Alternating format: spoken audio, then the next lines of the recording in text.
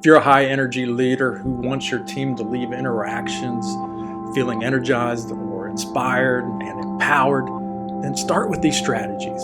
Assess the energy, match the energy in the room, create recovery moments, build self-awareness, and support your individual team members' energy needs.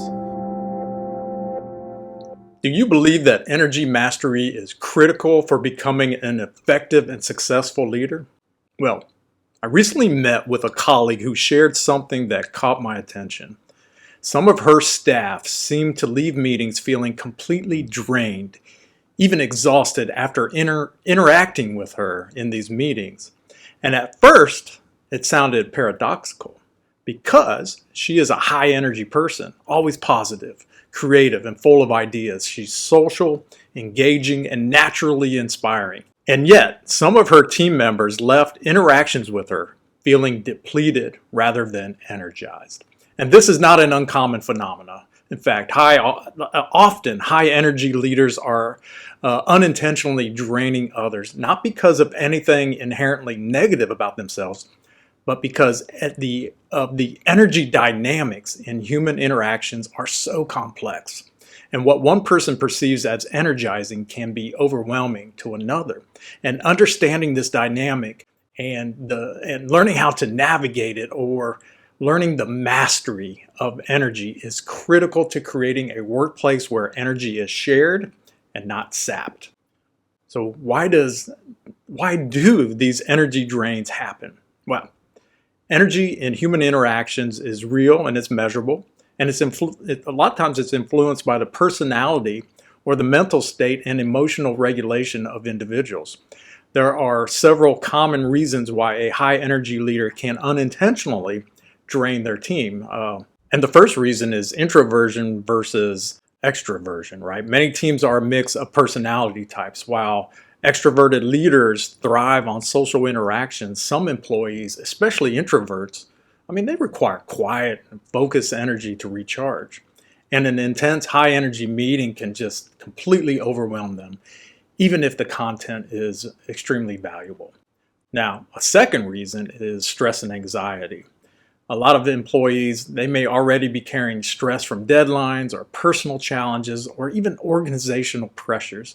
And these high energy interactions, while intended to motivate, can amplify feelings of tension or inadequacy. And the third reason is cognitive load. People have limits on how much new information or stimulation they can process in a single session. A high energy leader might or often jumps fast from topic to topic or in between ideas and expects others to keep pace. And this can create mental fatigue for the team members involved in the meeting.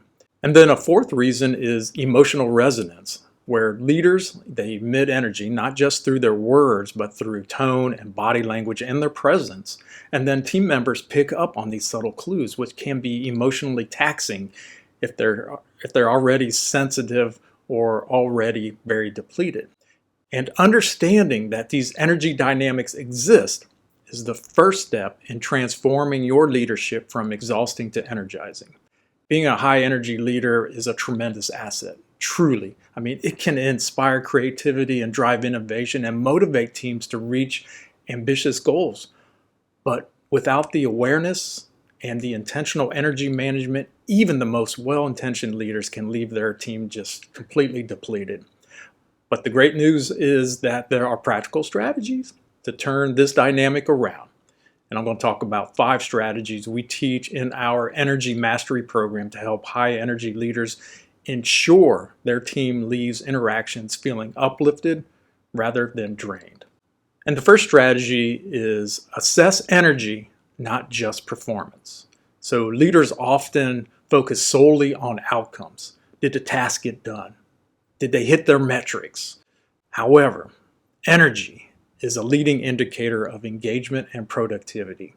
Take the time and observe your team's energy levels before, during, and after interactions. Ask simple questions like, how did the meeting feel for you? Or did the pace of the meeting work for everyone? Or is there anything I can do as a leader Anything I can do to help you feel more supported. And so these conversations signal that you care not just about results, but about how your team experiences their work. And that's an essential foundation for high performing teams. Number two, the second strategy is match the energy to the room. All right. So high energy leaders often default to their natural pace and style, assuming everyone thrives in the same environment. But the key is adaptability. Sometimes you may need to slow down if the group is showing signs of fatigue or overwhelm, and use pauses strategically to allow reflection and processing. And you've got to balance high energy brainstorming with quieter periods for assimilation and individual thinking. And thus, matching your energy to the energy of the room doesn't mean reducing your authenticity. It means turning into a collective emotional state and leading the way that uplifts rather than overwhelms.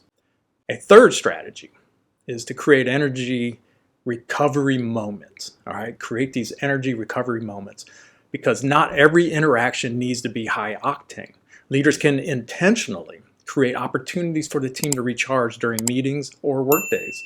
Little micro breaks. We talk about rest and radical rest all the time, but these micro breaks, even a 2-minute pause for deep breathing or stretching can reset the energy.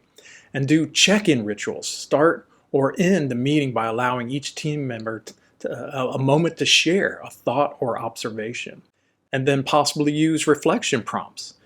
Basically, you encourage your team members to write down ideas or take quiet time before the group discussions to really think through everything that is going on.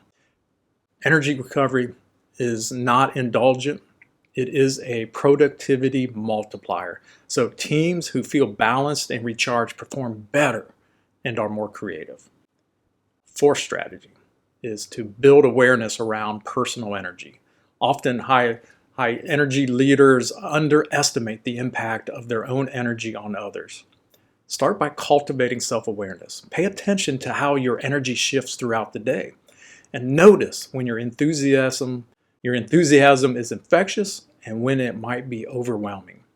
And experiment with tone and pace and body language to see how different approaches affect the team's response. Energy awareness isn't about suppressing your own natural leadership style. It's about intentionally channeling it for the benefit of the team.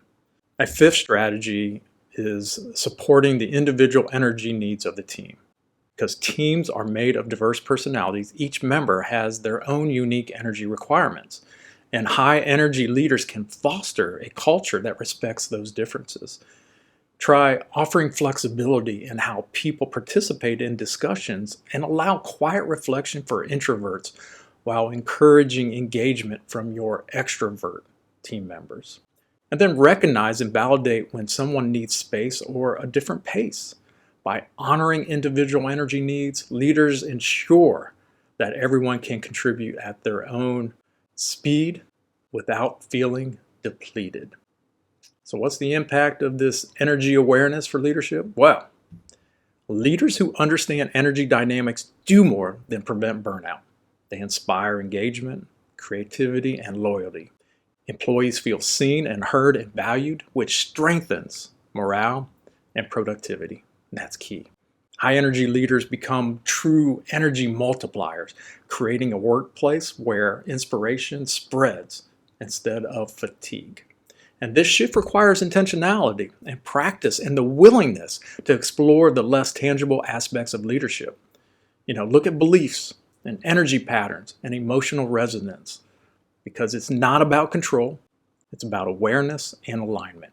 And when leaders integrate energy mastery into their daily practice, the meetings become collaborative and energizing. Communication becomes clear and inspiring, and teams thrive under guidance that respects both productivity and personal well-being. So the bottom line here is being a high energy leader is a gift, but it comes with responsibility. Your energy really affects your team more than you may realize. And by observing and adapting and intentionally managing the flow of energy in your interactions, you can turn potential drain into a dynamic engagement. If you're a high energy leader who wants your team to leave interactions feeling energized or inspired and empowered, then start with these strategies. Assess the energy, match the energy in the room, create recovery moments, build self-awareness, and support your individual team members' energy needs. Energy-aware leadership isn't just a skill, it's a mindset. And when you mastered it, it can transform your team and your workplace and your own leadership experience. So be sure to share this video with a high energy leader. I think it can help them. And subscribe, that helps the channel. And come back often, all right? We'll see you in the next video. Stay strong.